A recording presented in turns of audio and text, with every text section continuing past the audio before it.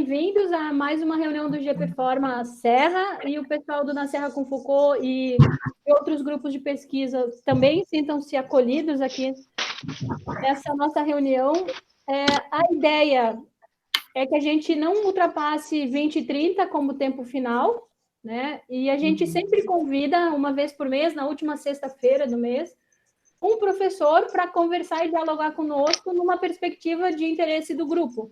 E aí a escolha, né, de chamar o professor André Breiner, da UFRGS, é justamente por ele trazer para a discussão a questão do racismo estrutural e da necropolítica, a partir de um autor que está sendo tomado como referência até por outras pessoas que estão discutindo esse momento de crise, que é o Mbembe. Como é que fala mesmo, André? Bembe, eu assumo a pronúncia francesa, que é Bembe.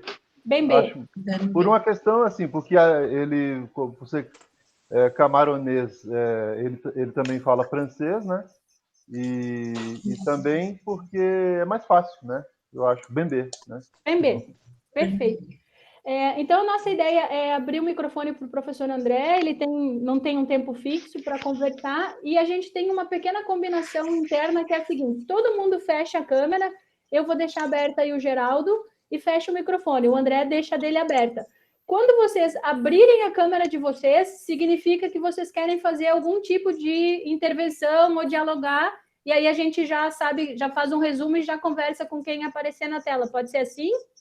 Qualquer coisa, vocês também sinalizem problema de áudio pelo chat, a gente vai estar pontuando, mas a ideia é de conversar. Então, se o André falar alguma coisa que vocês querem compartilhar, querem trazer, abram a câmera, esperem um pouquinho, assim que ele der a palavra, vocês seguem conversando com ele, tá bem?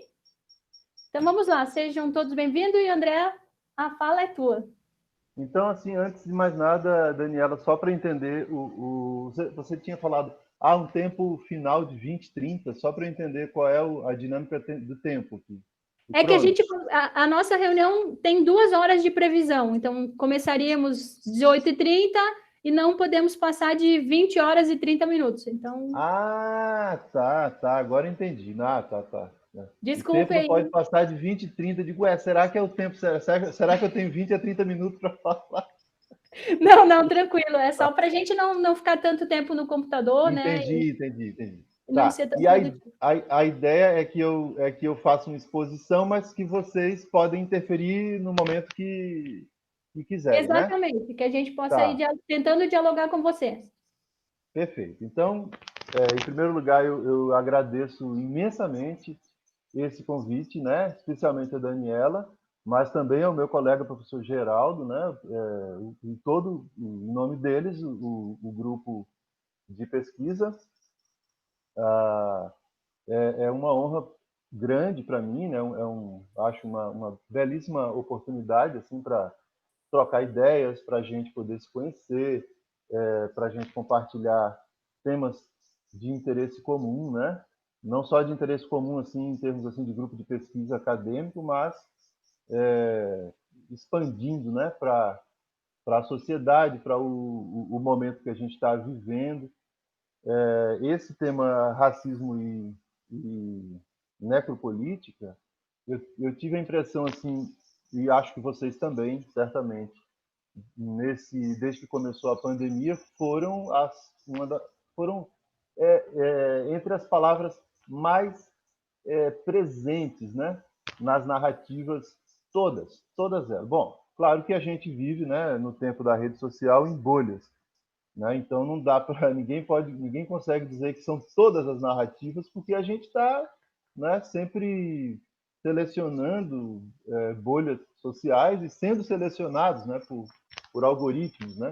Então às vezes a gente não tem escolha e acha que está assim dentro de uma rede muito grande, quando na verdade está conversando dentro de espaços fechados. Mas assim, dentro dos espaços assim de comunicação, de trocas dialógicas, né, de debates que eu tenho acompanhado e tenho certeza também pela afinidade que temos, que também passa pelo interesse de vocês, essas palavras são cotidianas, né?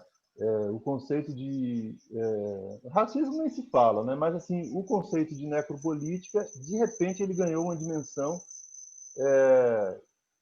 incrível, assim, né? Muito, muito presente e, e até assim alcançando um certo senso comum, né? Que começa a usar o conceito de forma bastante,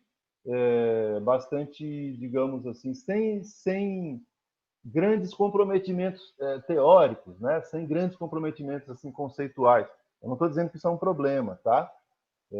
Há, às vezes assim certos autores propõem conceitos de forma tão acertada, né?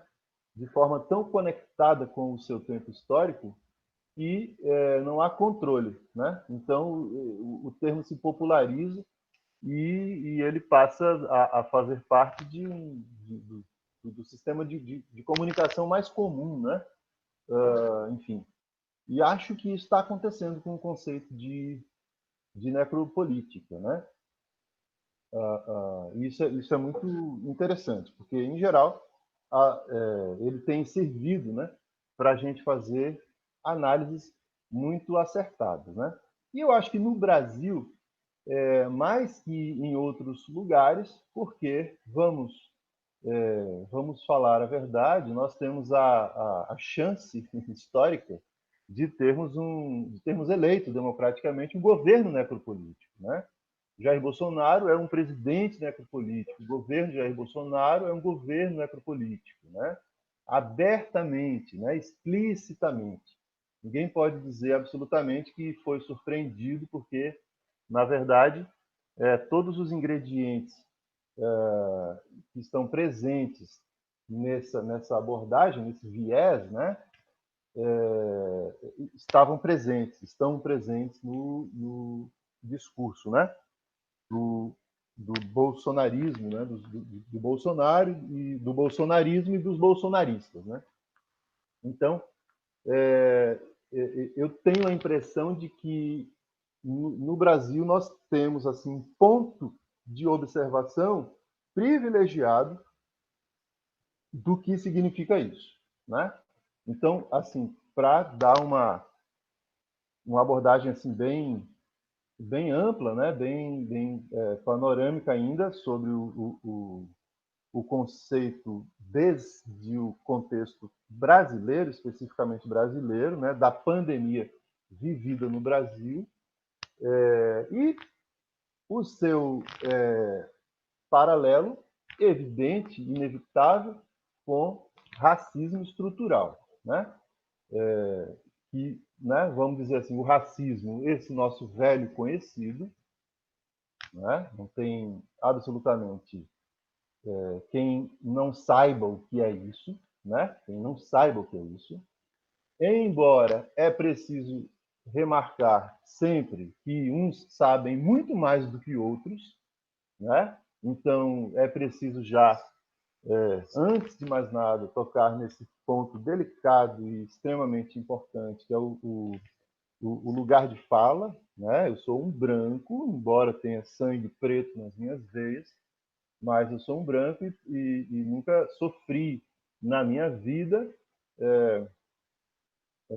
a racismo, né? Vamos assim, ser bem direto. Não pertenço ao grupo de pessoas que experiencia cotidianamente a questão da discriminação racial, né? E eu sou aqui um branco acadêmico falando de racismo. Então é preciso deixar essas coisas, né, marcadas, né?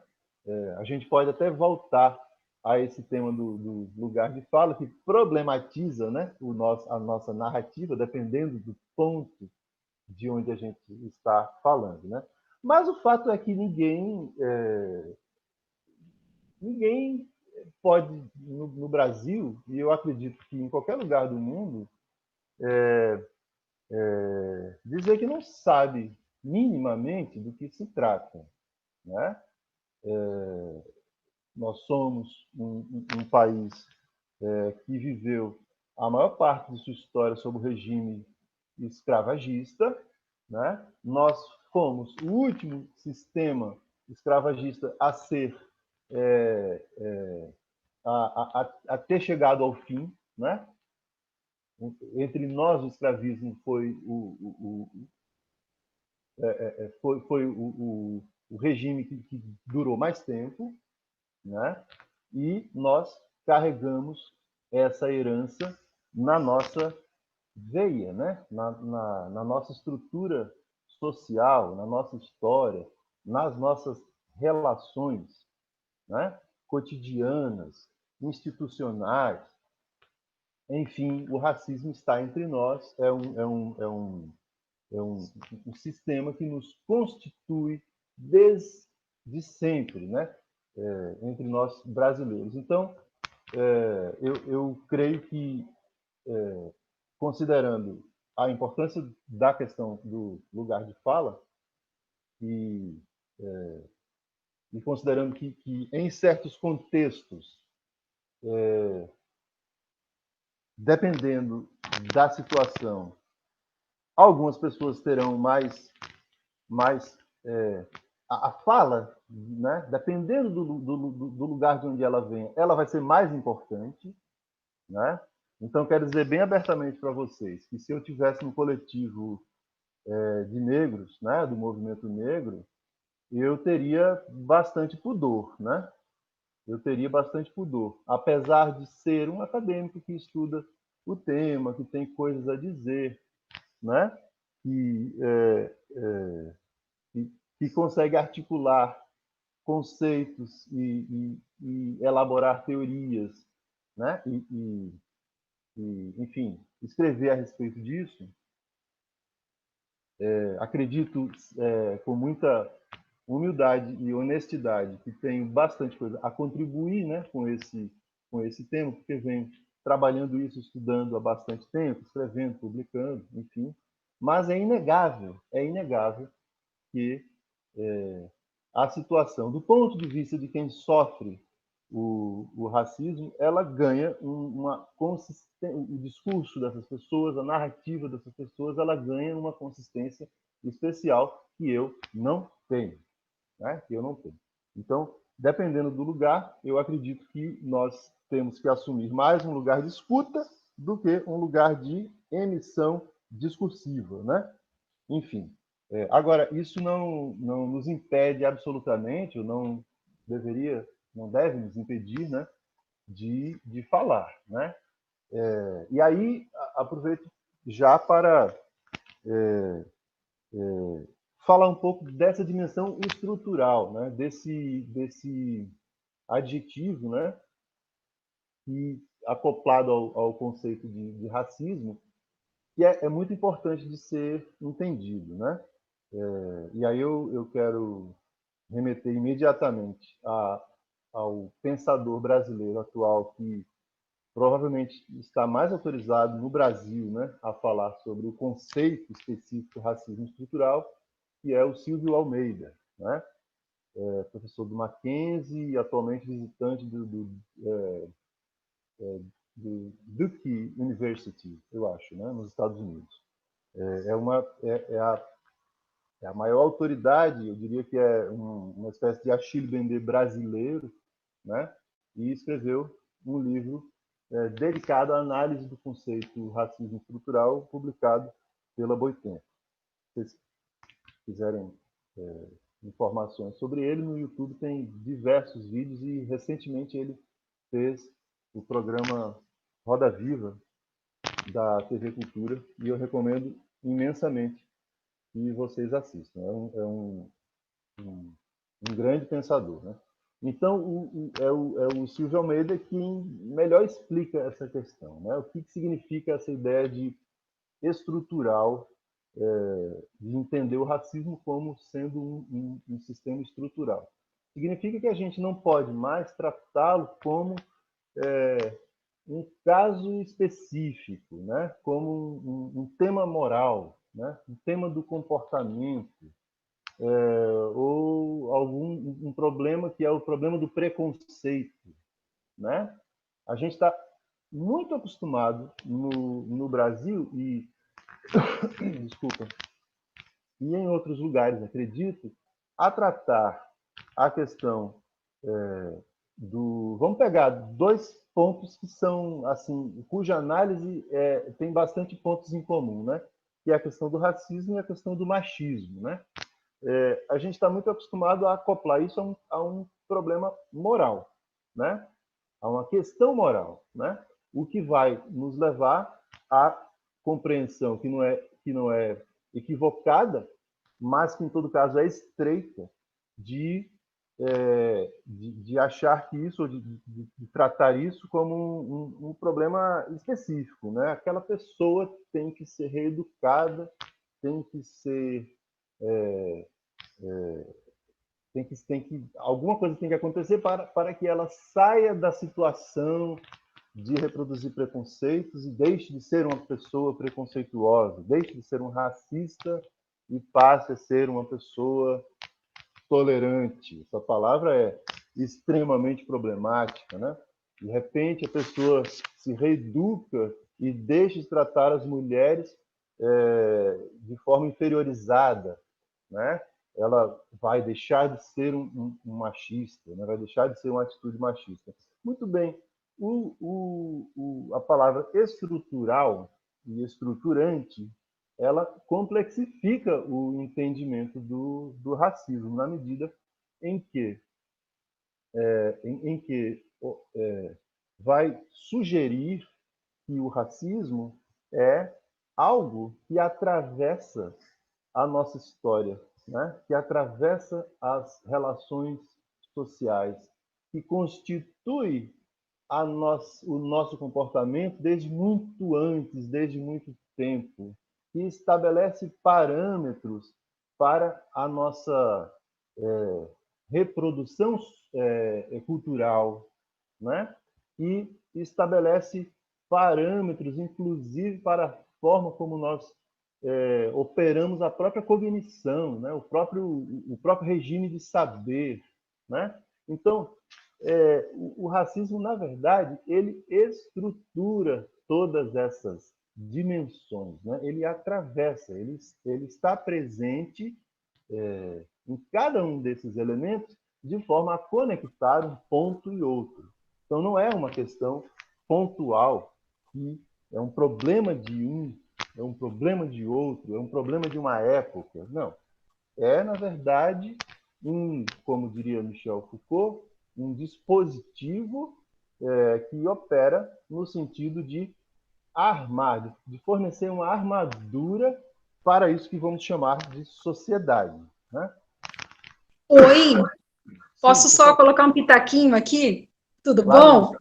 tudo Sou, bem. acho que uma estranha no ninho, mas eu fui convidada e achei extremamente relevante a temática, então resolvi participar. Meu nome é Elisandra, sou professora efetiva do município de séries iniciais. Quando nós tratamos o racismo, o machismo, a homofobia como algo do cidadão, nós naturalizamos isso. Exatamente. Porque, veja bem, o que ocorre? Quando nós conseguimos perceber que é um problema, são problemas que ferem a estrutura da sociedade, mas que estão na sua conjuntura, que fazem parte da história, por exemplo, o racismo advém de toda a questão anterior ali, da escravatura, depois os negros foram libertados, para onde eles iam ir? Foram jogados nas favelas, literalmente. E as favelas, as que eu conheci pelo menos, a grande maioria das pessoas são negras. Nós temos, inclusive, um dever histórico com eles. Eu era contra a questão de cotas e modifiquei muito minha opinião em virtude disso, por ter assistido uma palestra com um sociólogo que falava a respeito da questão das cotas. Mas, voltando a essa questão, nós naturalizamos, ele é assim, ele é machista, eu não me meto em briga de marido e mulher, mas tá, ele falou, uma piada de negro, eu rio. Não, eu não posso naturalizar isso. Eu, enquanto uma pessoa consciente, sempre de forma educada, quando há qualquer referência machista, homofóbica, sexista, enfim, eu vou estar combatendo. Então, o maior perigo disso é naturalizar. É dizer que é inerente àquela pessoa, e não é. A pessoa não nasceu daquela maneira. Se ela fosse criada num outro momento, num outro patamar, numa outra conjuntura como eu fui criada, talvez ela tivesse um pensamento diferente. E outra coisa, as pessoas deixam de discutir essas temáticas em virtude delas serem difíceis, entre aspas, mas quando eu deixo de discutir, eu contribuo para perpetuar esse sofrimento das pessoas que passam por isso. Como você disse, eu tenho descendência negra, mas sou branca, eu não sofri racismo nunca. Eu não sou bissexual, enfim, não sofri também homofobia, dentre outras questões. Mas é realmente complexo esse tema e muito interessante. E eu achei a nomenclatura dele incrível. Então, se refere a naturalizar também a questão da morte. E eu percebo isso, como é forte isso, né? Quando matam uma pessoa, mas ela estava roubando, mas ela estava, então vai muito além. A concepção das pessoas, não sei, para mim às vezes é tão equivocada e tão ignorante, mas é que ela foi constituída dessa maneira. E se nós não intervirmos e não fizermos algo, é como um sociólogo, eu não me recordo o nome dele, ele diz, as pessoas más existem, ponto. Elas são más, é a sua essência, não é bem assim a formulação da frase, mas enfim. Mas o mal, aliás, vou corrigir a frase. O mal não existe porque as pessoas más existem. As pessoas más existem na sua essência, elas são assim. Sua essência, entre aspas, a sua criação, enfim. O mal existe porque as pessoas boas permitem, aliás, que o mal aconteça. E eu acredito muito nessa frase. Tem que se desmistificar essas questões e debater esses temas, sim. E eu, assim, na minha classe, é muito difícil, viu? Como um desabafo, beleza, gente? Alguém perguntou aí qual é o seu município, Lisandra? Alguém perguntou Sou de isso? Chapecó. Chapecó, tá. Sim. Legal, seja muito bem-vinda. Legal. E espero que vocês adicionem meu contato e que eu gostaria de participar de outros momentos. Estou achando bastante interessante. Beleza? Bacana. Obrigado pela tua intervenção. Então, exatamente, esse o tema da naturalização, né? Então, o modo como isso acaba se reproduzindo, digamos, virando isso que nós vamos recentemente reconhecer como estrutural, né, como aquilo que arma, né, que é a armadura mesmo, né, das relações.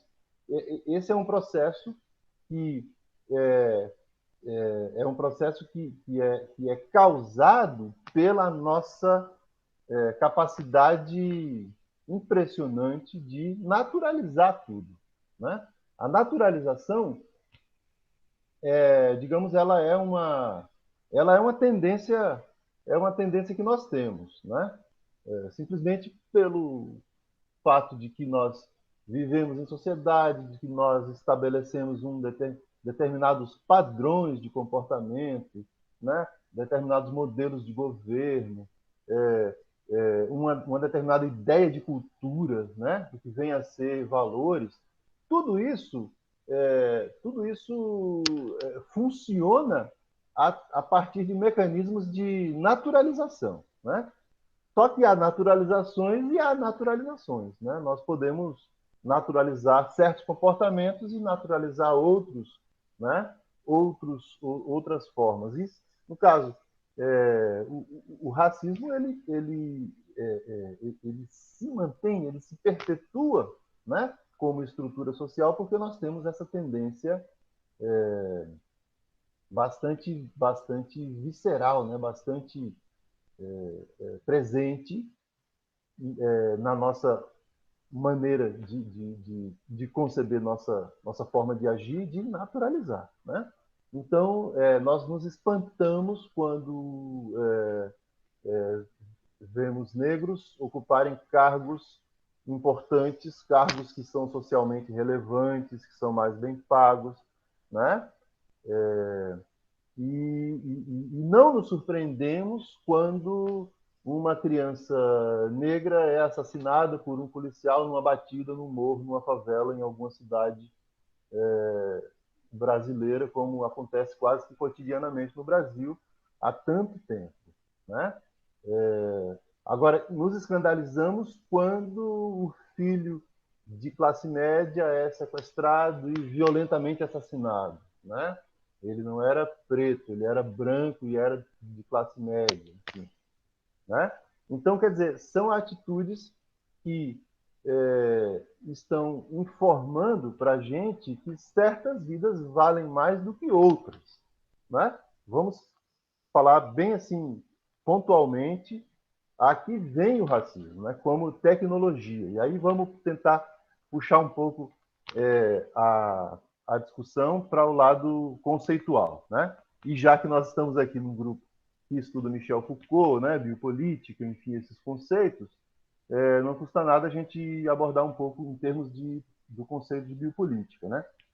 E aí entender, que eu acho que é muito importante, que esse conceito de necropolítica do Achille Mbembe é uma forma de expressar a biopolítica, né? Então, isso não sou eu que estou falando, é o próprio Mbembe que fala já na primeira página de seu famoso artigo Necropolítica, que, se não me engano, eu passei para a Daniela o PDF para ela compartilhar com vocês, né?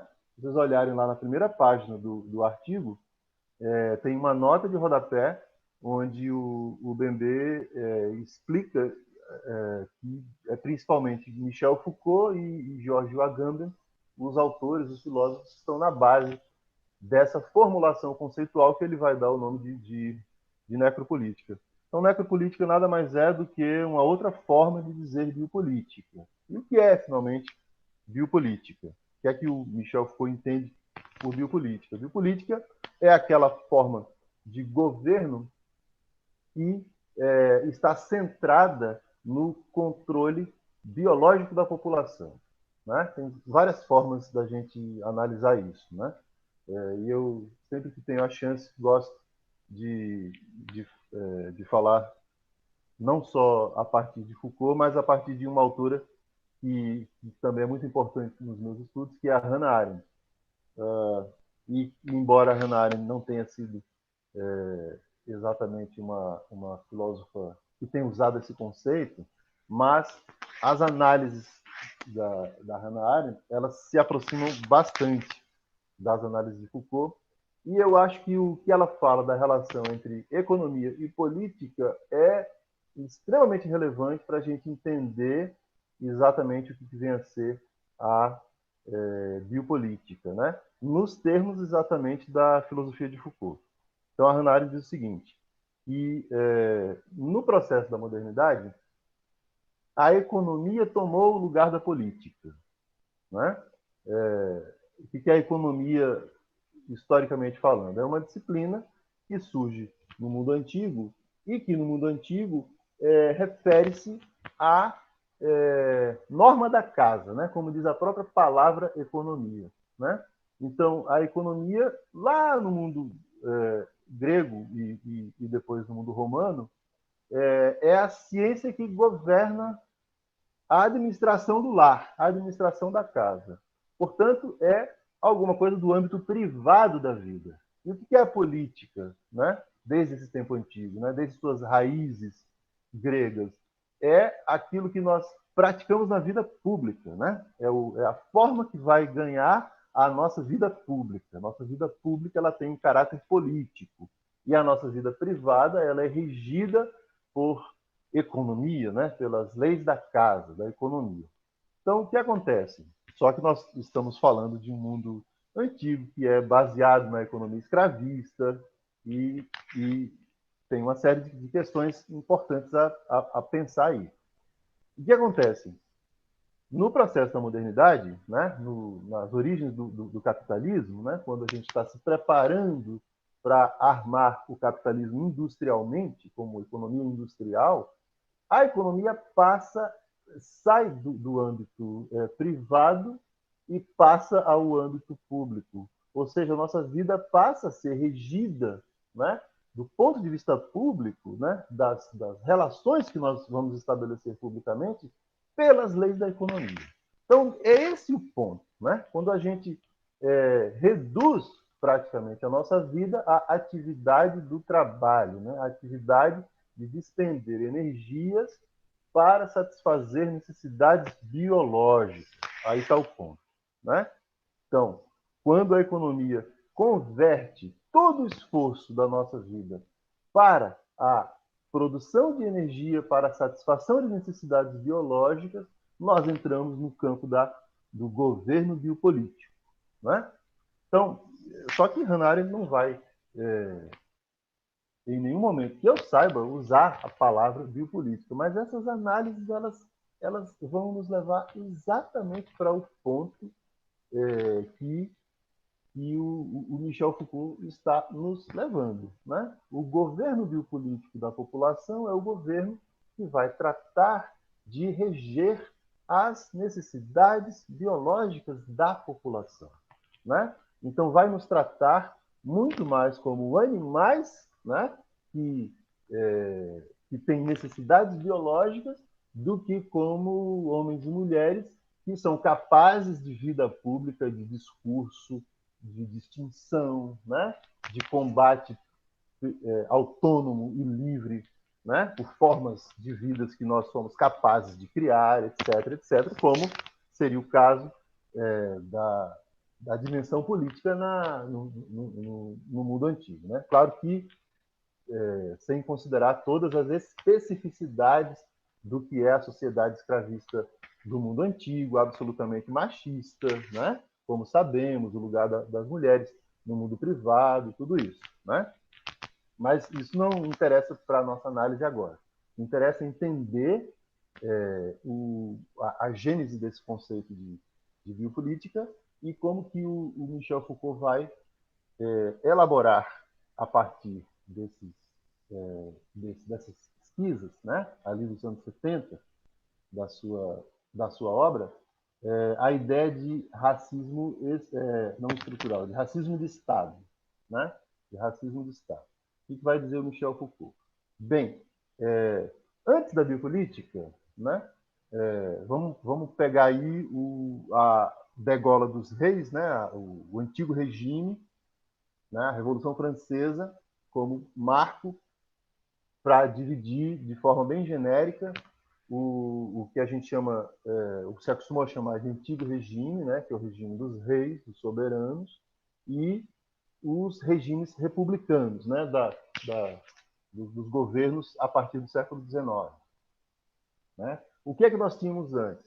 O poder soberano ele é centrado na figura do rei, né, do soberano, e ele tem uma característica muito importante, que é o poder de matar, né, de ordenar a morte de seus súditos. Né? Então, quem está acostumado com leituras de Foucault sabe muito bem como ele descreve em vários momentos, né, essa categorização, né, essa conceituação que vai servir para ele, vamos dizer, interpretar, né, segundo a filosofia dele, o período moderno a partir ali do século XIX, com o termo de governo da vida, né, biopoder e biopolítica. Né? Então, o poder de matar, diretamente, explicitamente, ele está vinculado ao velho poder soberano. E o poder biopolítico, ele está mais voltado explicitamente à gestão da vida, ao fazer viver. Né? Só que tem um detalhe, né? Isso está bastante presente, explicado no curso Em Defesa da Sociedade, né? Que é de 70 e da segunda metade ali dos anos 70, não me recordo exatamente, acho que é 77, 78, ou é 78, 79. 76. 76, obrigado. Ali ele vai explicar como que nasce, né, a gênese do conceito de racismo como racismo de Estado, né, como doutrina política. Né? Eu acho essa uma teoria bastante interessante em vários aspectos, mas principalmente para que a gente entenda esse aspecto estrutural mesmo, né? Como é que o racismo passa, a partir desse momento, a estruturar a sociedade, né? Vamos observar que o título do curso dele é Il faut défendre la société, né? É preciso defender a sociedade, né? E que a tradução no Brasil ficou um pouco diferente e perde um pouco o sentido enfático que tem na versão francesa, né? É preciso defender a sociedade. No Brasil é em defesa da sociedade, né? Então, o racismo ele passa a partir de um certo momento na formação dos estados modernos, né? Os estados-nação ali a unificação dos estados na Europa a partir do século XIX, ele passa a operar como um dispositivo que vai atualizar, que vai trazer de volta, agora dentro de um horizonte de gestão da vida da população, vai trazer de volta o velho poder soberano de matar, né? É a cesura racial que vai ser o ponto de corte para saber quem dentro da sociedade importa que viva, que vingue, né? Que desenvolva a sua vida, e aqueles cujo destino vai ser a marginalização, vai ser a segregação, vai ser algum tipo de estigmatização e ou objeto de normatização, né? De correção, de disciplinamento, enfim, né? Então, é exatamente esse conceito de racismo que vai ganhar uma dimensão de política de Estado. Aí a gente tem que falar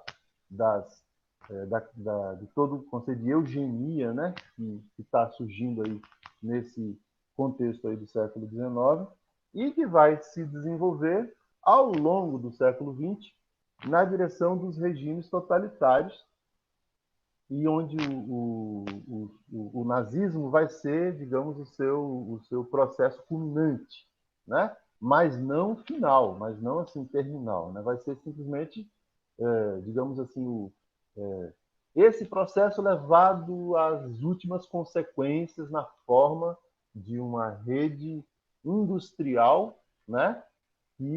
Cujo objetivo vai ser transformar pessoas, né? Certos grupos de pessoas em cinza, né? Exatamente as câmaras da morte, os campos de extermínio nazista, né?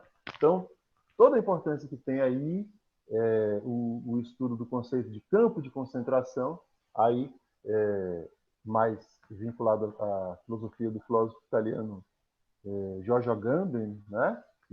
Que é um grande herdeiro de Foucault e que tem também uma grande influência no pensamento do filósofo camaronês Achille Mbembe, né? Confessadamente, né? Então o conceito de campo ele tem joga um papel muito importante assim na atualização dessa ideia de biopolítica. Então assim, o racismo então vai ser aquele o que o Foucault chama de dispositivo, né?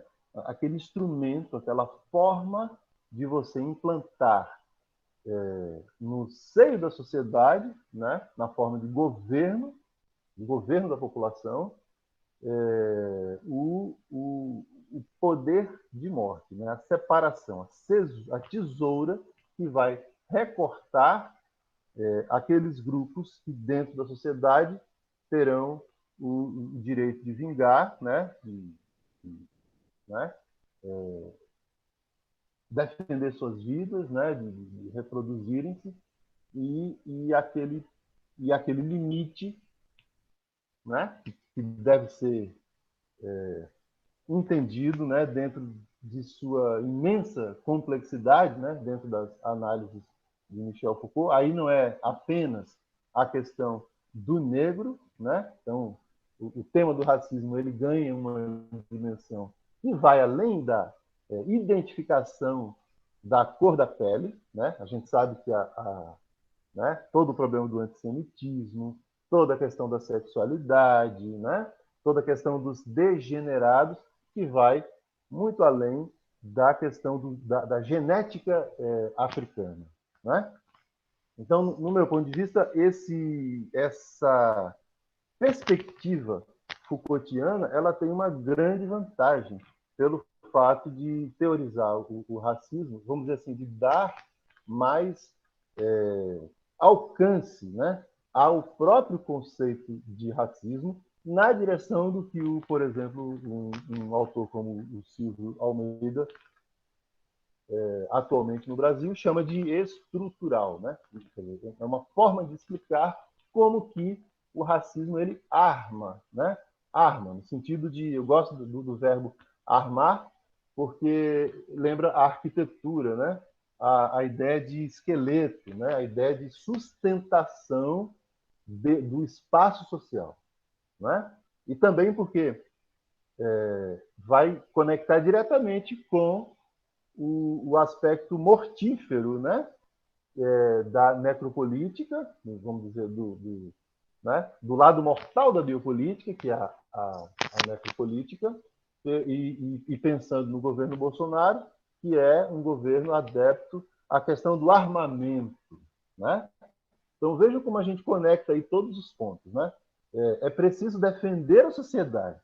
Veja bem, o bolsonarismo. É preciso armar a população, né? É preciso que o cidadão tenha acesso às armas e é preciso que a gente assuma a condição social, a condição política como uma condição de guerra mesmo, né? Então, Bolsonaro não está falando outra coisa, está falando que a gente deve assumir exatamente a política como guerra, né? Guerra contra nossos inimigos, André, né? Sim, por favor, Dani. te deixar tomar uma água. Fala aí. Teve uma fala que eu não sei se vocês acompanharam, eu já postei o link ali no chat, chamada Fascismo e Bionecropolítica na Pandemia, com o Silvio Galo, no dia 25 de maio desse ano. Claro, né? Porque a pandemia é nesse ano. E ele faz justamente esse caminho que você está nos trazendo, não só a partir do Em Defesa da Sociedade, mas da história da sexualidade, segurança, território e população. E aí, para mim, mesmo estando trabalhando com Foucault, estudando com Foucault há algum tempo, é a primeira vez que eu uso biopolítica como tecnologia, que eu escuto alguém falar de biopolítica como tecnologia. Você já traz, claro, depois lendo o texto de Baby, vou falar sempre errado o nome dele, de Achille. Aí fica mais fácil. E ele vai trazer essa ideia de racismo de Estado. Os americanos falam Bembe. Fica meio assim, vocês desculpem, transtorno de déficit de atenção, as meninas da educação especial que estão ali sabem do que eu estou falando. Meu cérebro está lento. Mas, basicamente, ele não vai falar do racismo estrutural nesse vídeo, né? Mas ele vai falar do racismo de Estado exatamente da forma que você coloca agora, né? Trazendo Foucault e trazendo essa ideia de que em tempos de pandemia, porque eu sempre fico lendo Foucault e pensando ele vivendo hoje, né? Como é que ele estaria olhando para esse momento que o mundo está vivendo? Porque parece que ele escreveu algo que era para hoje. Ele estava tendo Exatamente. um lampejo disso. E essa ideia de que agora, né, no Brasil, e o próprio governo Bolsonaro está se apresentando como um Estado que faz viver e deixa morrer aqueles que ele acha que devem morrer, né? Sem ter uma discussão que já aconteceu na Semana da Filosofia com relação a se isso é um dilema moral e ético ou não, né? Que perspectiva é essa de escolher? E aí vem a Hannah Arendt com a questão da vida nua. Então, que vida é nua nesse contexto, né? Só tentando contribuir um pouco para esse debate. Muito bom, Daniela. Bionecropolítica. Deixa eu só ler o comentário aqui. O pessoal o professor Silvio propõe nessa aula a chave de leitura bionecropolítica. Excelente, eu não conhecia essa ideia. É uma forma de enfatizar tanto a origem desse conceito de necropolítica, né? Muita gente não sabe, né? Assim, não teve tempo, enfim. Não, o conceito ele é tão acertado que, às vezes, como eu falei, ele ganha uma velocidade assim que até vai além assim do aspecto analítico, né? Mas se você vai lá no texto, você vai ver que o conceito é, na verdade, totalmente montado, armado em cima da lógica da análise biopolítica Foucaultiana. Ele é um herdeiro direto de Michel Foucault.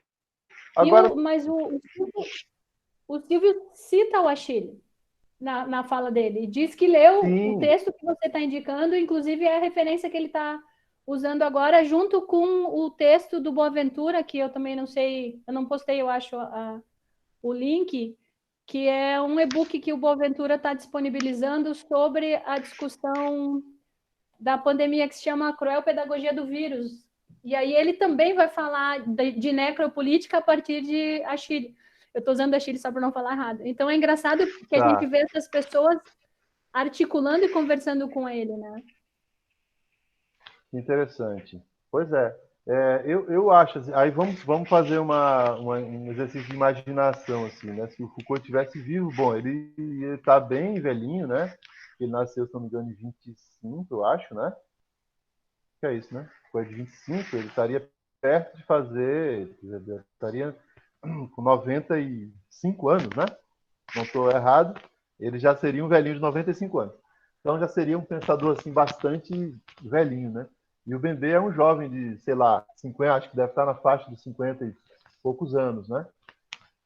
Eu acho que o Achille Bembe ele tinha uma dimensão assim mais atual, sabe? Assim, é óbvio que a gente tem que sempre marcar que ele, assim como o Agamben, são herdeiros do pensamento de Foucault, tá? Vamos deixar bem claro que o Foucault é o grande mestre aí dessa perspectiva, né, de analítica, né, da sociedade.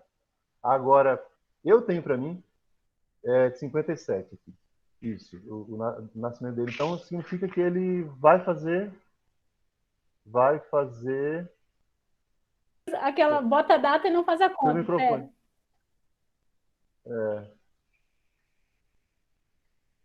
Ele vai fazer 60, é isso? Estou com preguiça de fazer conta. Tá. Eu tenho para mim, não importa isso, a idade que ele tem. Ele é jovem, o Foucault é de 26. Tá, ok. Eu tenho para mim que o conceito e a posição, aí vamos pegar aí o lugar de fala, né? O fato dele ser um africano, dele ser um intelectual de um país que foi colônia da França, né? De ser um grande, talvez o mais importante representante do pensamento decolonial, pós-colonial, né? Das teorias pós-coloniais, é um grande expoente dessas teorias. O fato dele trazer a questão do escravismo, a questão da diáspora africana, né? Tudo isso dá uma perspectiva que, no meu ponto de vista, potencializa bastante, né? Quer dizer, dá uma importância de análise, assim, de alcance de análise, que eu acho que é mais impactante, sabe? Pelo fato de que vai além, né? De que estende o conceito de biopolítica para além dos fenômenos restritos à fronteira da Europa, né? Eu tenho estudado bastante as teorias pós-coloniais, bem na esteira do Bembe. Esse semestre estou fazendo na minha turma um seminário sobre Frantz Fanon, né? Esse livro, grande livro do Fanon, que é Os Condenados da Terra, né? Que é citado muito frequentemente em todos os escritos de Achille Bembe, né? Não conheço nenhum texto, nenhum artigo, nenhum livro do Bembe que não cite muito frequentemente o Fanon, né? Então, quer dizer, para quem segue esses estudos tem que entender que é uma leitura obrigatória. E, de fato, recomendo demais Os Condenados da Terra. É um texto absolutamente fundamental para quem está interessado nos temas de racismo estrutural, de pós-colonialismo, enfim, de crítica política, né? De altíssimo nível. Né? Então, assim, o o Bembe, e o conceito de necropolítica, ele ganha importância pelo fato de que nos traz o tema do colonialismo, né? Traz o tema, traz toda essa turma aí, né? Que são os pensadores pós-coloniais, né? Os pensadores das colônias, né? Uma gama impressionante de intelectuais que, pelo fato de que estão situados em países periféricos, né? Na dimensão periférica do planeta, entenda-se, não europeia, não norte-americana, eles ficam relegados à sombra, ao silêncio, né, ao esquecimento, ou, no máximo, aqueles autores que tratam a questão do racismo. Né? Então, muito facilmente, a nossa própria lógica intelectual dominante, né, que eu diria colonizada, né, perfeitamente colonizada, vai tratar de racializar a fala desses personagens, dessas figuras. Né?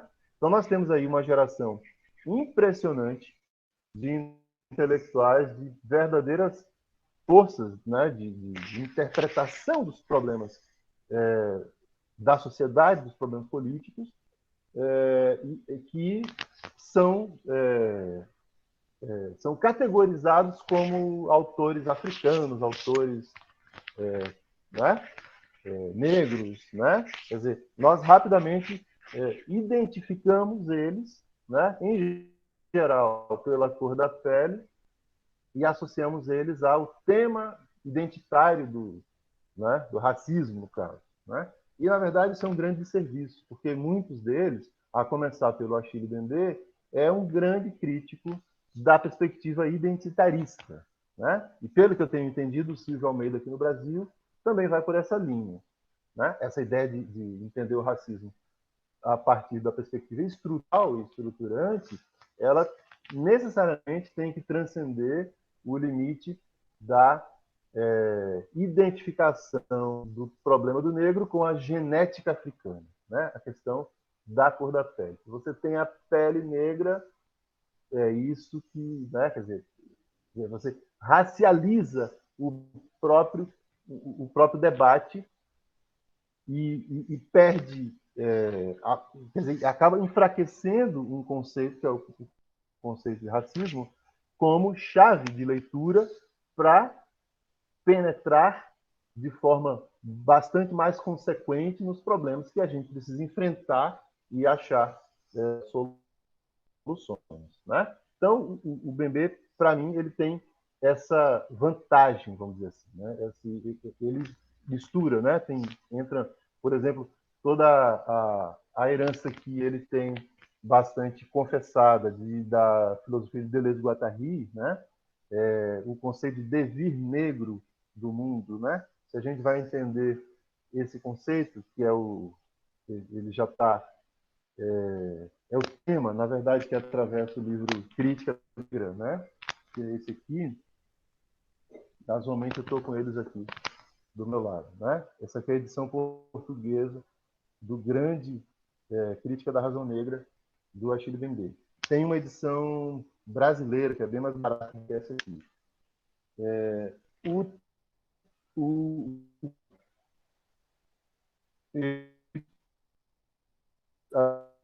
A edição é intitulada O Devir Negro do Mundo. O que quer dizer isso em síntese? Quer dizer que na sociedade capitalista do século XXI, dominada pelas tecnologias, pelos algoritmos, pelo capitalismo digital, há uma tendência forte de todos nós, independentemente da nossa genética,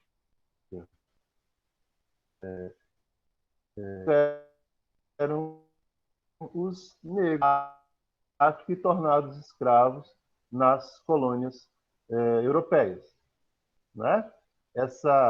Esse processo de transformar a vida dos negros em capital, né? Então, o Achille Mbembe faz uma descrição bastante, né, do processo de né, em mineral, do mineral em metal, do metal em moeda, né? Ele faz toda uma triangulação a partir do conceito de plantation. André, tá falhando um pouquinho o teu microfone, André. Não sei se é o Eu tenho sistema que ou ficar se é... segurando. Oi, tá ouvindo? Tem que ficar segurando aqui, porque senão ele... Tá ouvindo bem agora? Estamos ouvindo bem agora. Uhum. Beleza. Qualquer coisa tem que falar, né? Então, ele na verdade, com essa análise, ele vai além, né? E tem um ponto que eu acho que eu considero que dá uma potência muito grande para ele, que é esse elemento que não vai restringir o problema do racismo, né, à questão da pele negra. Não vai associar a isso. O Bembe é um autor bastante problemático para os movimentos que permanecem identitários, né? Permanecem marcadamente, filosoficamente, assim, na esteira do identitarismo, né? Ele é problemático, porque ele vai fazer a crítica da identidade, né? É um tema extremamente delicado que precisaríamos de bastante tempo aí para entrar nessa questão, que é uma questão bem filosófica, né? Bem metafísica, onde precisaríamos invocar aí muitas teorias, né? Inclusive até o platonismo, para entender qual é o problema da identidade, né? Por que a gente deve, no meu ponto de vista, assumir as bandeiras identitárias, né? As pautas identitárias, melhor dizendo, porém se comprometendo a fazer uma crítica da identidade. Né? Não significa que a gente vai jogar fora toda a tradição dos movimentos identitários, mas significa que a gente vai seguir com eles, só que introduzindo elementos de um entendimento que deve reconhecer como problemático o lugar da identidade, né? A identidade como forma de dar consistência a essa questão política, né?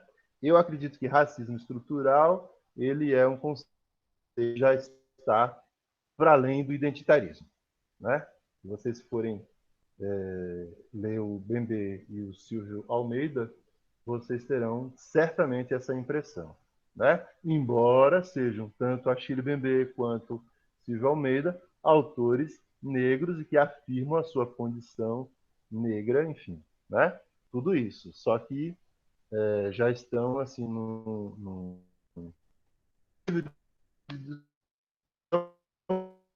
eu acho muito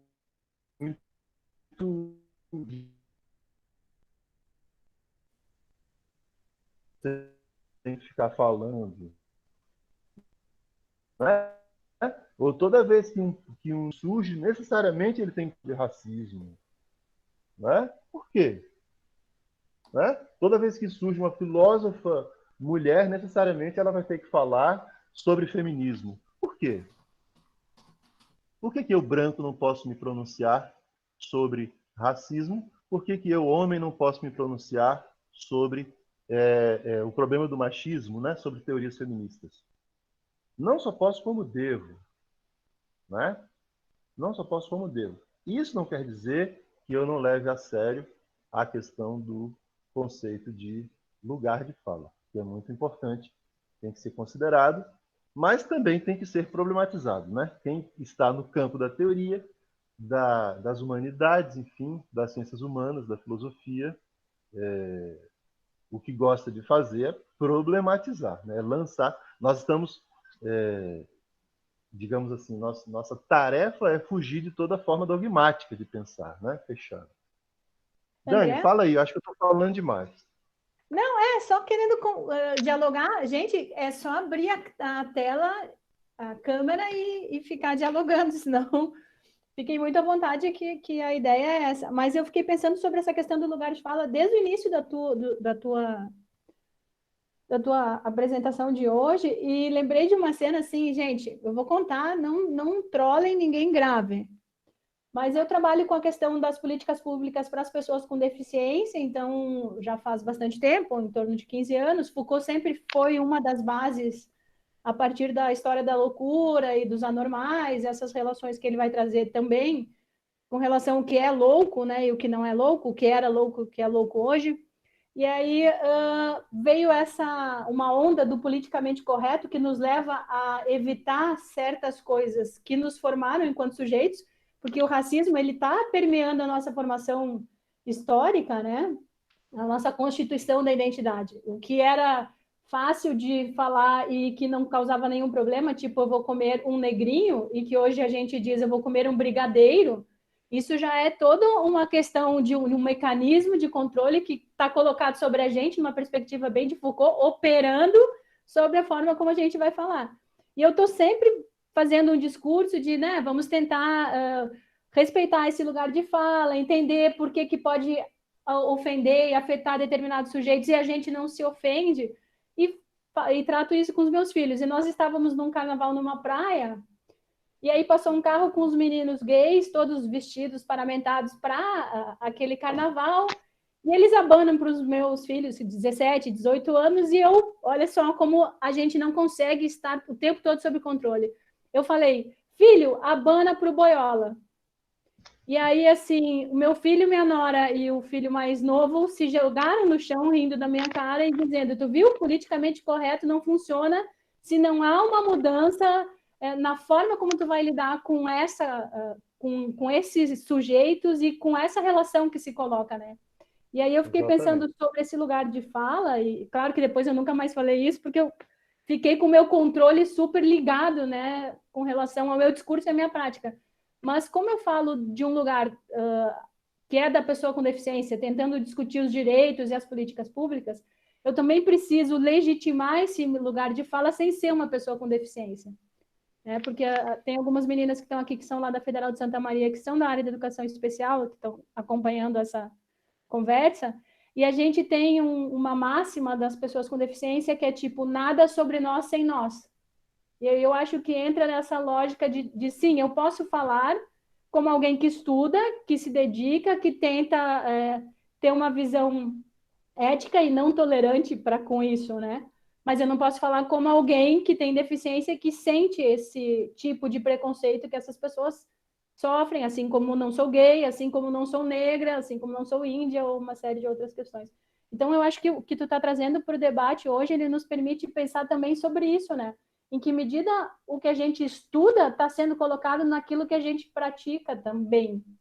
Ou fica sendo uma espécie de pregação do texto e não da prática, né? Essa dicotomia entre essas duas coisas. Só exatamente. Provocando um pouquinho. Fala, professor Geraldo. Já apareceu aí. Tem que ligar o microfone. Tem que abrir o microfone, Geraldo. Eu quero pedir um pouco de desculpa para vocês que eu estou atacado faz uns 3 dias, atacado do ciático. Eu nunca tive esse problema. Eu acho que a questão do ficar muito sentado me deu Mas eu creio que a sua exposição ela é bastante interessante. Ela vem atualizar algumas discussões que nós fazemos. E achei aspectos muito interessantes de que lugar eu estou falando, e eu creio que é de fundamental importância, e essa questão da distância entre teoria e prática é o que os nossos vários teóricos eles vêm falando nessa questão, e hoje, mais do que nunca, nós somos conclamados a isso. E quando você fala do pensamento pós-colonial e decolonial, também é uma área que a gente vem mergulhando, principalmente através dos estudos do pensamento latino-americano, e eu creio que é muito importante o Frantz Fanon, enquanto pensamento pós-colonial, e um dos livros que, além dos que você citou, que eu acho bastante interessante, que é o livro Pele Negra, Máscaras Brancas, que também é um dos clássicos lá do seu início, né? Eu não sei se não é um dos primeiros livros do... É o primeiro, na verdade. É o primeiro livro, né? Na verdade, esse autor ele publicou 3 livros. O Pele Negra, Máscaras Brancas, o ano 5 da Revolução Argeliana e Os Condenados da Terra. Ele viveu 36 anos, né? Exatamente.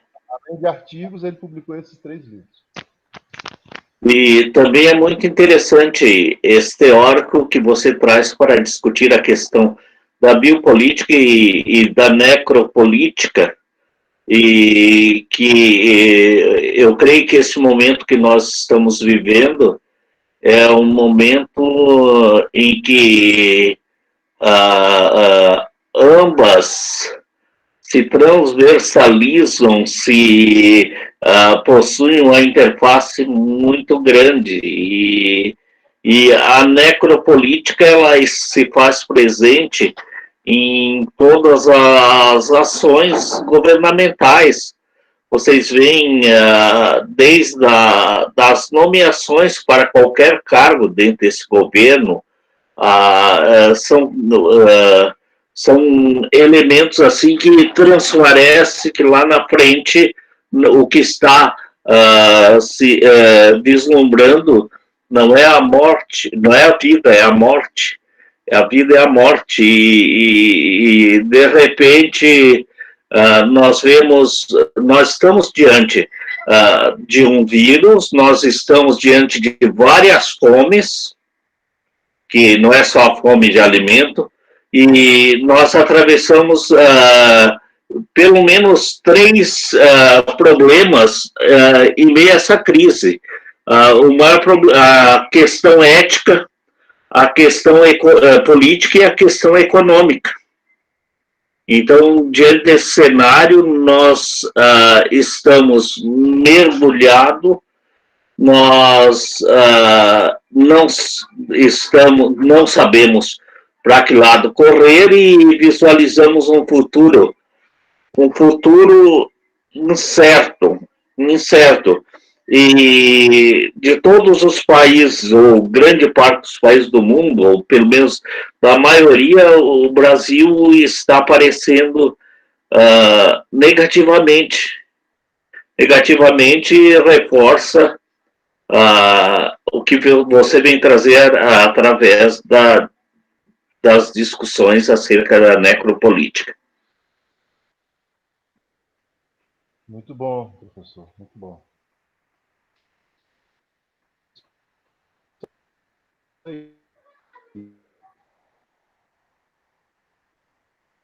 Acho assim sobre essa que a Juan. Oi. Não, eu queria aproveitar o momento, acho oportuno.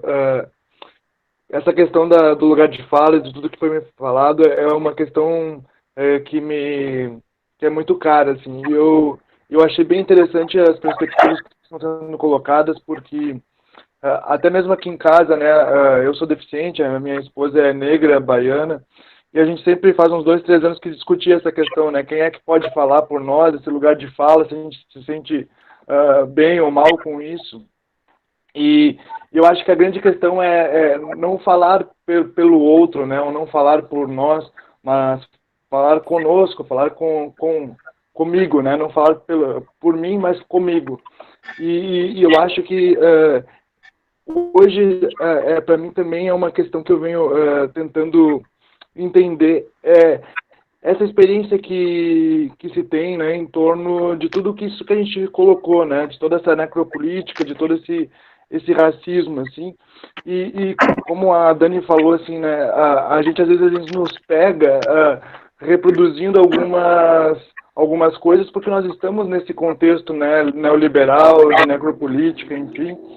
Mas talvez uma questão mais para levantar a bola para a gente problematizar é o que talvez nos ocasione, de fato, uma possibilidade de transformação das condutas, né? Porque a gente, às vezes, fica num estado muito policialesco de nós mesmos, assim, nos autorregulando daquilo que se fala, daquilo que não se fala, mas o que nos afeta realmente para que a gente modifique a nossa forma de nos conduzir diante de certas experiências.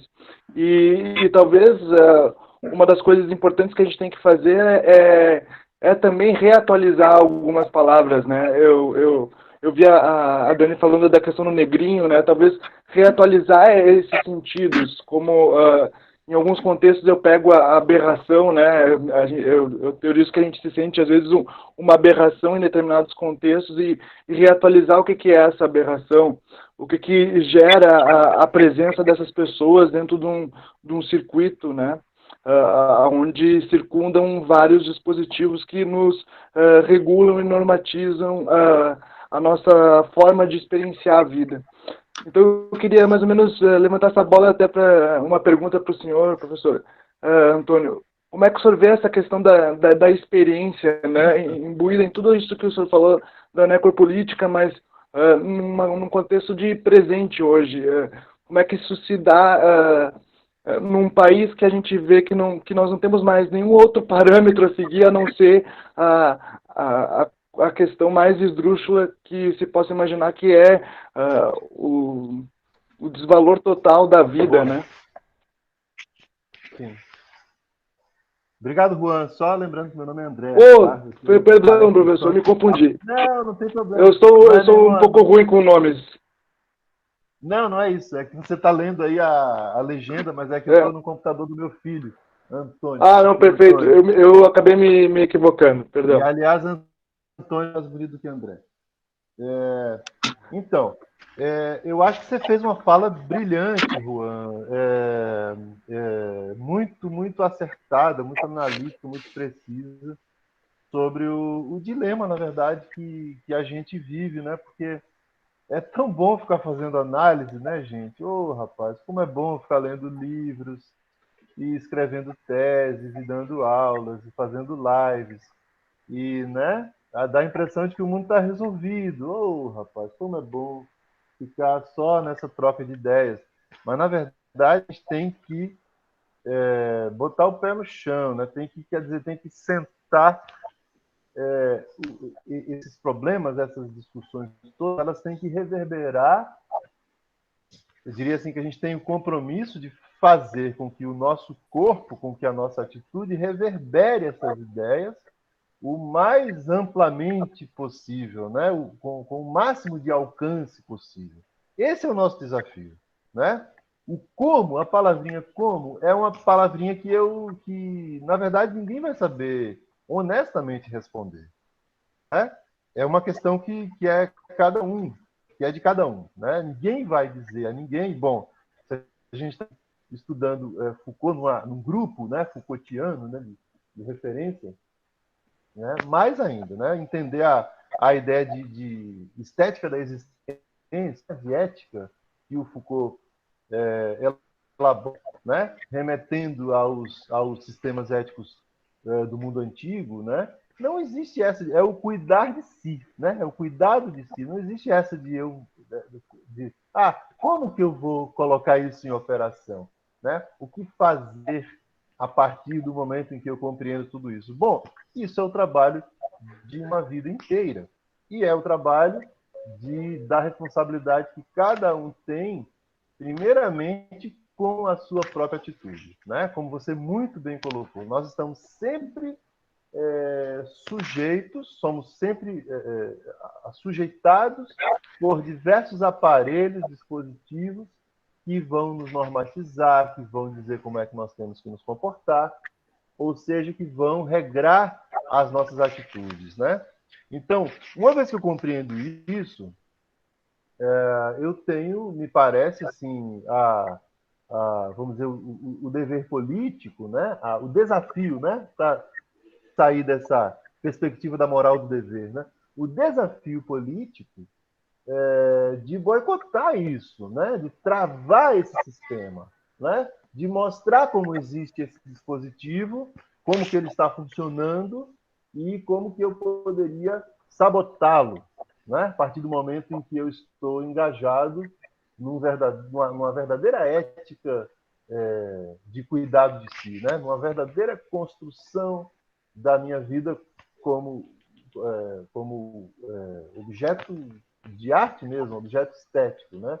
De que forma eu vou estilizar, né, esteticamente a minha vida para que eu possa configurar desde mim e a partir das relações que eu vou constituir atitudes diferentes, né? Então, aí pegando o tema da Dani, da linguagem, né? Desse policiamento da linguagem, isso, francamente, é uma questão que eu diria que deve ser de consequência e não uma questão prioritária, né? A gente sempre resvala para ficar problematizando coisas que, na verdade, não merecem tanta importância, né?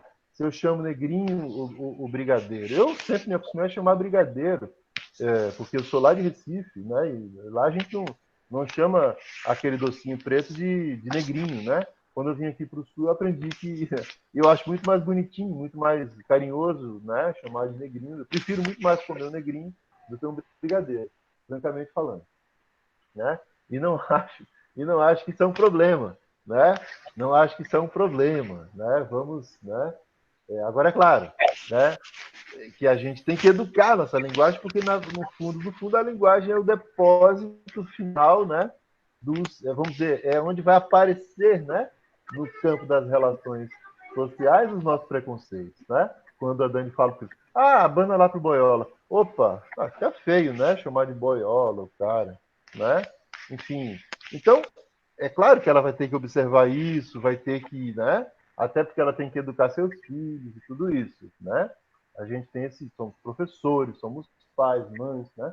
Agora, eu creio que as palavras, né? A linguagem, é claro que a gente tem que trabalhar isso, né? Todo o machismo estrutural, né? Que estrutura a nossa linguagem. Quer dizer, eu me refiro, quando eu falo todos, esse é um conjunto que quer dizer todos e todas, né? Então, toda a questão da perspectiva feminista vai tematizar isso, as teorias de sexualidade, de paridade de gênero, né? Teorias queer. Né? Então, aí começam a surgir essas ideias, né? Mas não de forma forçada. Por que a coisa começa a operar dentro de um regime mais natural? Assim? Hoje em dia eu não consigo mais não fazer a diferenciação de gênero quando eu me refiro a meus alunos e alunas, né?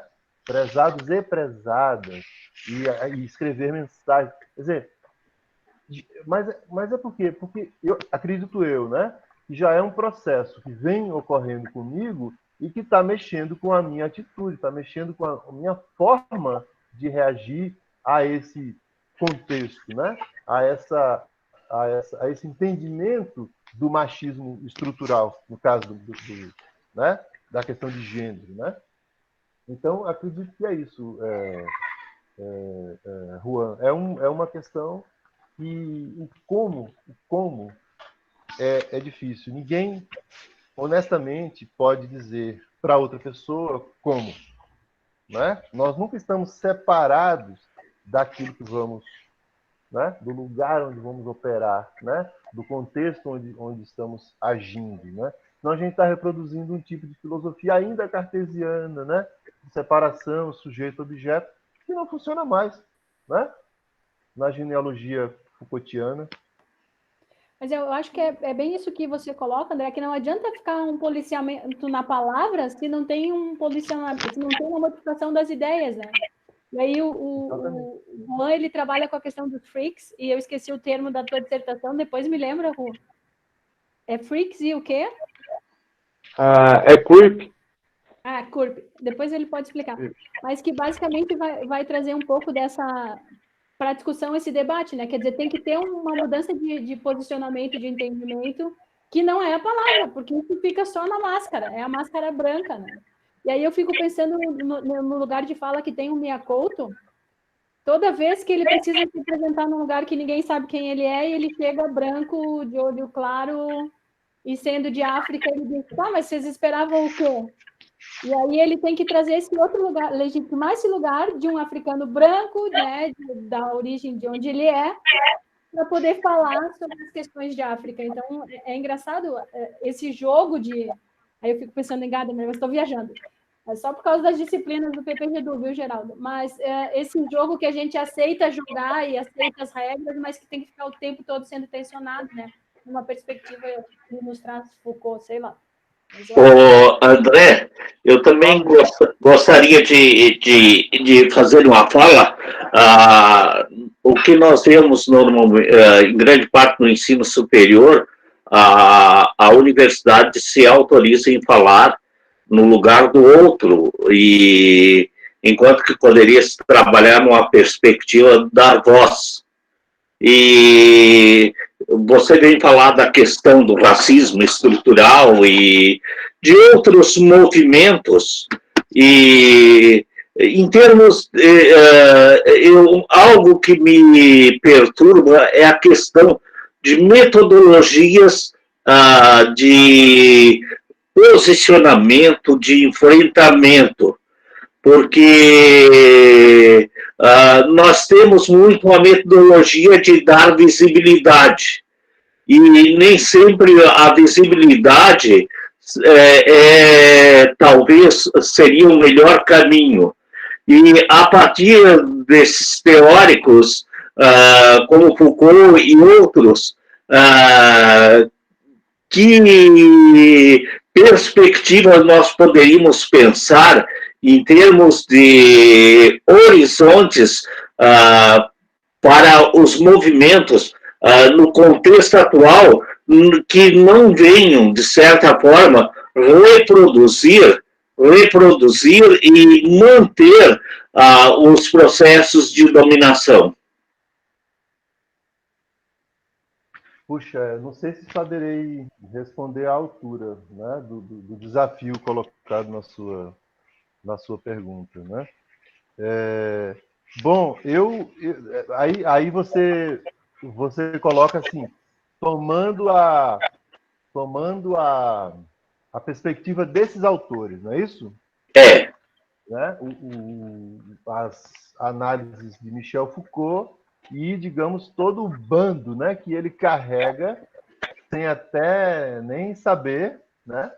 O Foucault morreu em 84 e o legado Foucaultiano segue adiante e ainda tem, né, esse conceito de biopolítica. Vamos combinar que ele tem uma capacidade ainda de atualização, de efetivação ainda de longo prazo. A gente ainda vai, por muito tempo, fazer uso dos instrumentos de Foucault. Mas eu diria, Geraldo, para responder sua pergunta, para tentar pelo menos se aproximar, que o desafio é fazer fazer o aprofundamento filosófico, sabe? O desafio é a gente descolonizar, para ir mais rápido, assim, descolonizar o pensamento, né? É preciso que o estudo, é preciso que o tempo que a gente gasta estudando esses autores, que passaram boa parte de suas vidas sentados, lendo livros, disponíveis em seminários como professores, orientando teses, ou seja, produzindo textos, né, discursos, enfim, e a gente segue adiante esse trabalho, né, essa tarefa, né, a gente passa boa parte de nossas vidas envolvidos com livros, com discursos, com teorias, exercitando formas de pensar. E a gente tem que dar vamos dizer, uma pegada crítica, né? Uma pegada prática, uma pegada assim, de potência política mesmo, nessa tarefa que a gente faz. Então, acho que os movimentos que, né, que têm a sua vida longa, né, que já fizeram tanta coisa e seguem fazendo, quando a gente tem a chance de ser ouvido por militantes de movimentos, quando a gente tem a chance de se encontrar na academia, o que a gente tem que fazer, né, como acadêmicos? É aprofundar, entende? Né? Vamos estudar. Vamos não ter medo de complexificar o entendimento, né? Com toda a humildade que a gente tem que ter sempre, pelo fato de que muitas vezes a gente não está participando da linha de frente do movimento, né? Mas nós somos bastante importantes no quesito formação, no quesito aprimoramento da consciência, né? Da dimensão intelectual, da capacidade analítica. Então, eu acho que a gente precisa disso, sabe? Precisa, né, sentar os nossos conceitos no campo histórico, né, no campo das ações e contribuir para que o que se discute em termos assim, de feminismo, né, de movimento LGBT, de teorias queer, enfim, mas principalmente no campo dos movimentos, né, da organização política mesmo, né, da prática mesmo, é o aprofundamento do entendimento. Né? E aí eu colocaria como um grande tema, né, um grande desafio, pelo menos do meu ponto de vista de professor de filosofia, de interessado em perspectiva filosófica, o problema da identidade. Né? Acho que a questão identitária ela ainda é um tema que emperra, muitas vezes,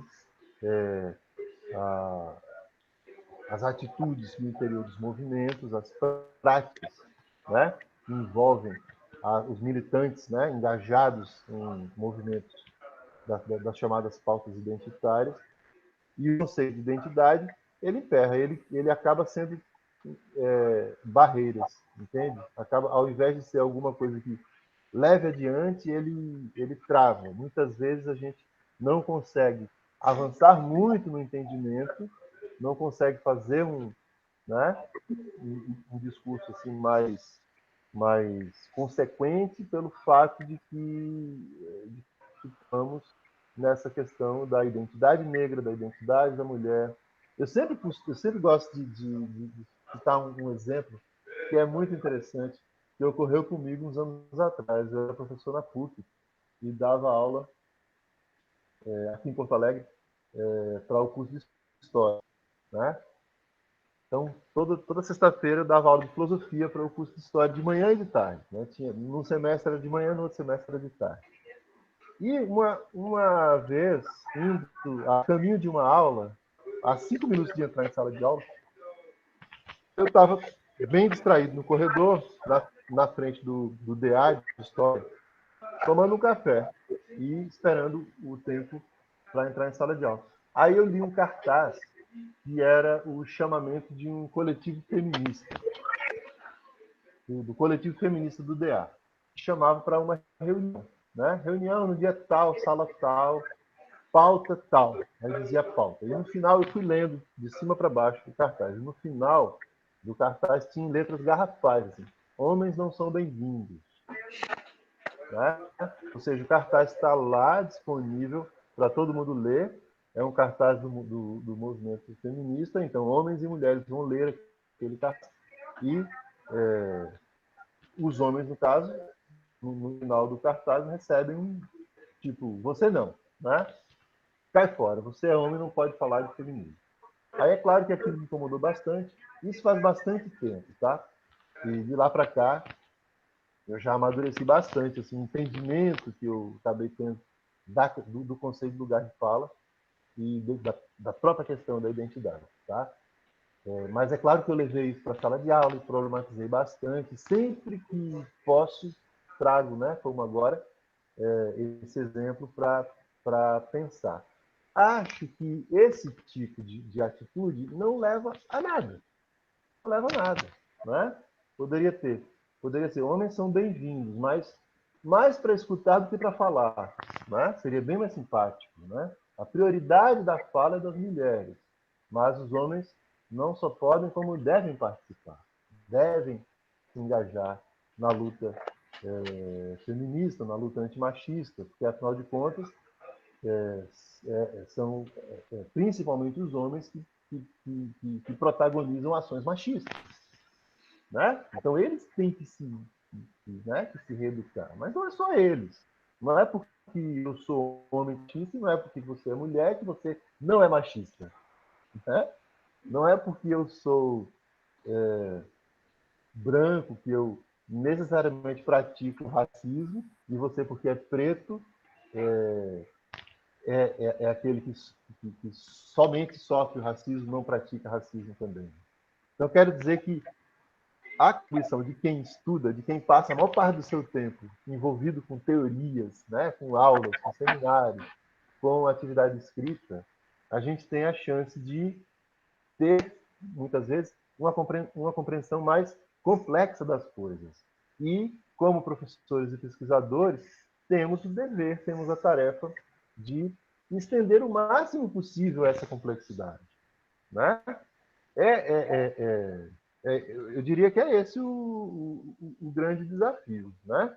O grande desafio que está colocado nesse momento histórico pelo qual estamos passando, que é um momento muito especial, terrivelmente sofrível, né? Pelo fato de que mais de 1.000 pessoas oficialmente estão morrendo diariamente no Brasil, oficialmente, né? Sem tocar no tema gravíssimo da subnotificação, que no Brasil parece ser a pior, né? Mas, e também temperado pelo bolsonarismo, né? Por esse governo explicitamente necropolítico, explicitista, que tomou conta do poder, né? Desde 2018, começando em 2019. Então, a gente tem aí ingredientes muito, muito, muito especiais, digamos assim, né? Para que a gente olhe para o que está acontecendo e reconheça que é em nós a questão, né? Não é mais. Eu tenho visto bastante falas interessantes, inclusive na Semana Acadêmica da Filosofia, que acho que foi semana passada, rolou esse tema. Que daqui para frente a gente tem que se desapegar dessa ideia de liderança política, né? Quem será o nosso líder? Nós estamos órfãos de líderes, né? O Bolsonaro é uma farsa, né? Reconhecidamente uma farsa, né? Ele próprio, na sua fala, admite que é uma farsa, né? Aquilo é um grande equívoco, né? Uma grande cilada, né? Que resolvemos nos né? Mas vamos olhar isso assim, não com esse vício de uma esquerda já meio cansada, né? Vamos olhar isso assim, não, gente. É muito melhor que, se eu tenho um problema, que o problema pareça, que eu vá às raízes do problema, né? Se eu tenho um problema, se eu tenho uma doença, eu quero atingir essa doença desde a raiz. Eu não quero tapar o buraco, passar um talquinho e um esparadrapo na frente e seguir adiante como se tivesse resolvido aquilo, né? Então, acho que o bolsonarismo é uma grande chance aí que a gente tem de olhar diferente para a nossa sociedade, né? E dizer assim, em alto e bom tom para todo mundo, nós somos isso. O Brasil não é um país, né?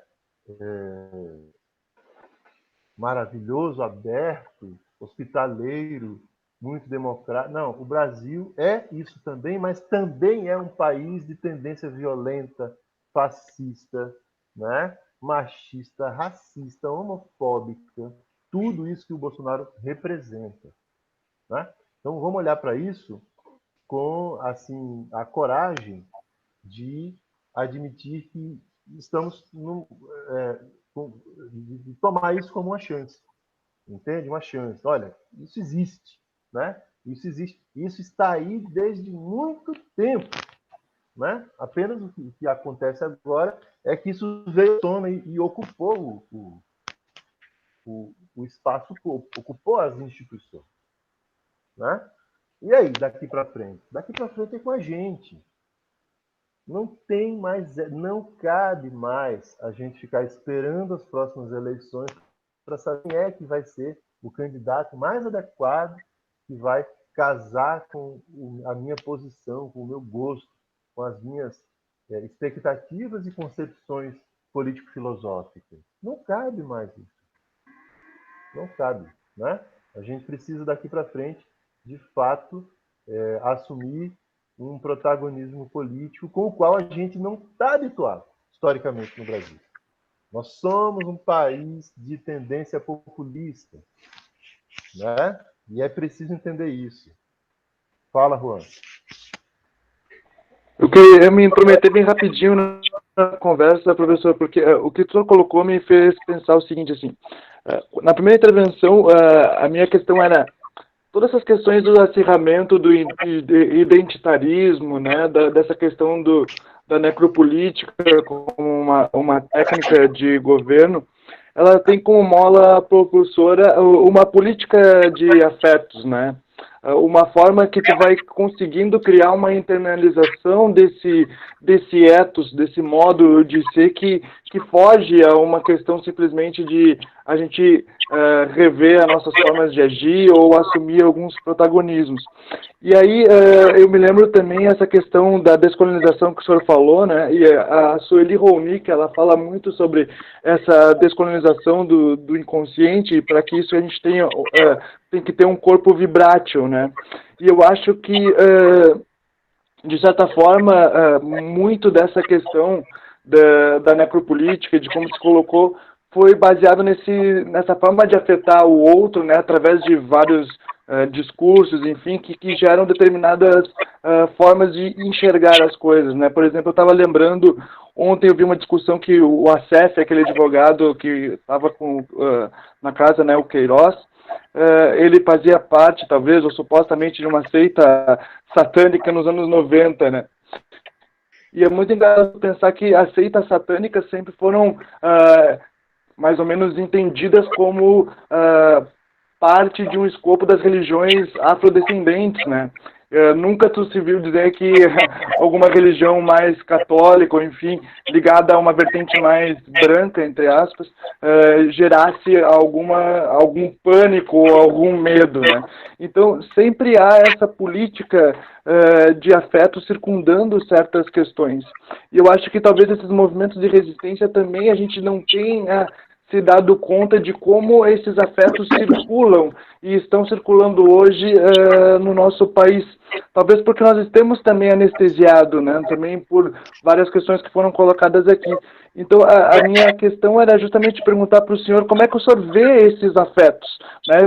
Quais são os afetos no sentido de afetar, mas também esses afetos que são disseminados na sociedade de hoje, quais o senhor acha que existem, ou se eu estou muito, talvez, devaneando, mas eu acho que a real transformação ela vem dessa forma de como é que a gente se afeta, né, em determinadas circunstâncias, ou às vezes é pelo medo, às vezes é pela violência, às vezes é por vários dispositivos.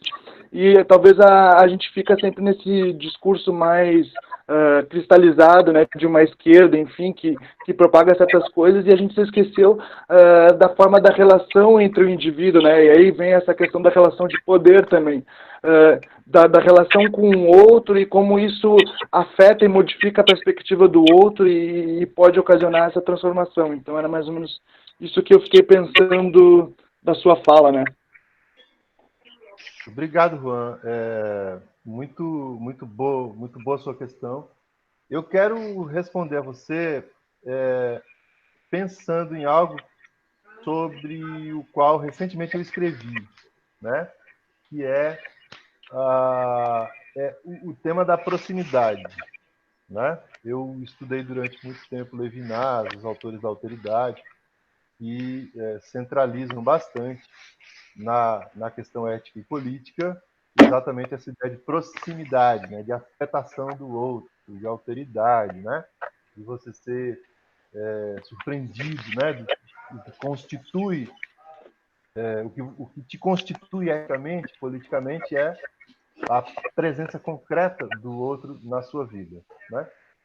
E aí nós mergulhamos, né, desde março no Brasil, no problema da pandemia e nesse ordenamento planetário de confinamento, né, de isolamento, né, de evitar ao máximo a proximidade, né? Então, a gente está experimentando, de março para cá, o isolamento, né? A experiência extremamente difícil de ter que levar adiante nossos processos, nossas relações, sendo de forma remota, né? A partir dos computadores, dos aparelhos, enfim. E veja como isso tem a gente se aguçar a nossa sensibilidade e se a gente estiver de fato assim se comunicando com as pessoas, a gente tem que estar percebendo o quão importante é a proximidade, quanta falta faz a gente estar perto dos alunos, dos amigos, das pessoas, como a gente, em geral, está sentindo falta disso, né? Então, uma grande lição que eu acho que a gente está tendo nesse processo de confinamento é de prestar atenção no que significa a proximidade, que, do meu ponto de vista, é o ponto central da vida política. Não existe, não é que a gente está, vamos dizer assim, não é que a gente tem interrompido nossa vida política, mas vamos admitir que ela ficou extremamente fraca pelo fato de que nós não podemos nos encontrar uns com os outros, né? Então, eu acredito que no pós-crise, né, no tal do novo normal que nós vamos ter que todos se engajar para construir, a gente precisa colocar esse tema de volta na pauta, de uma forma muito mais séria do que antes da crise, né? Porque também vamos combinar, vamos admitir que o isolamento social não veio com a pandemia, né? A pandemia tornou o isolamento social uma técnica, né? Um instrumento de ação para que a gente não fique doente, né? Mas nós já estamos levando adiante esse processo há muito tempo.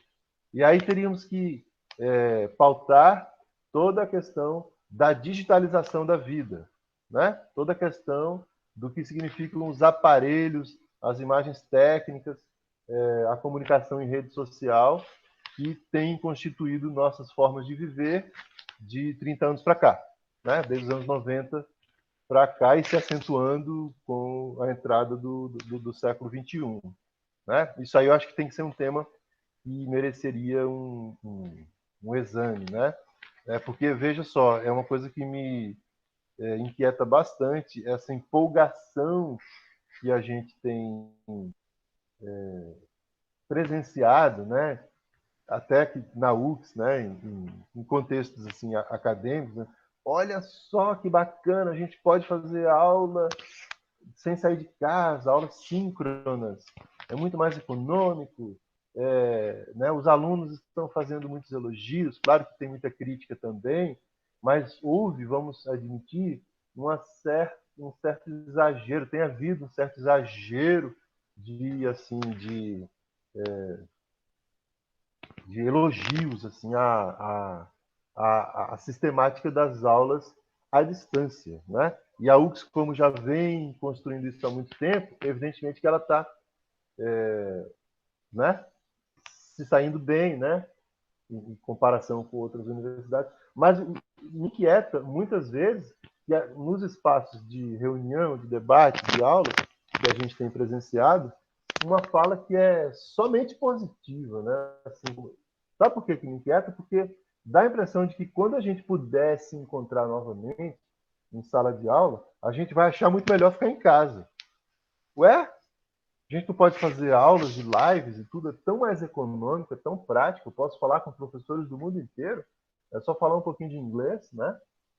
E para que sair de casa? Né? Então, os ingredientes para uma biopolítica planetária absolutamente vertente, né, que vai realmente nos botar na coleira, e essa coleira é uma coleira eletrônica, né, com chip, com código de barra, né, com QR codes, né, com todos os aparatos digitais para governar nossa vida, né, para gerenciar esse gado digital que, afinal de contas, nós temos nos tornado. Né? Então, Juan, nessa perspectiva digital, é muito difícil, vamos combinar, uma política dos afetos. Né? A gente tem que realmente ser muito criativo assim, para inventar formas de afetação, né? De fato consequentes, assim, não podendo se encontrar, não levando a sério o que significa para o campo ético e político a proximidade, o acolhimento, né? A presença concreta do outro. Então, acho que esse é um tema que a gente precisa levar a sério, né? Para a retomada, né? Sim, digitalização, sim, rede social, sim, vamos dizer, a democratização dos aparelhos, dos meios tecnológicos. Isso é fundamental, né? Inclusive porque o fato de que, desde março, principalmente os setores públicos simplesmente não têm aulas, né? Isso está significando o que para a gente? A acentuação mais do que brutal dessa desigualdade de acesso, né? As redes municipais simplesmente não podem, as universidades federais agora que estão num processo de começar a ter aulas, mas a situação, por exemplo, aqui em Porto Alegre, da rede municipal, é de uma impossibilidade real, efetiva, de ter aulas. Não tem como ter aulas, porque simples não é porque os professores não podem dar aula de suas casas. Eles podem, mas os alunos não podem ter aulas, porque não têm condições em suas casas, não tem aparelho, não tem acesso aos meios. Né? Então, isso está simplesmente acentuando, está abrindo um fosso, assim, está aprofundando o fosso da desigualdade. Né? Então, não tem saída, gente. Temos que refazer uma política de afetos, uma política de proximidade. Né? Temos que tornar isso uma pauta para a nossa retomada. Né? Trazer isso. O que significa? O que significou o isolamento e o que significa a gente poder voltar a se encontrar, voltar a se ver, né? Daqui a um tempo. Né? Vamos levar isso mais a sério, porque a gente, de fato, a gente de fato vem sendo muito negligente, né? Com relação a isso há muito tempo, muito antes da pandemia.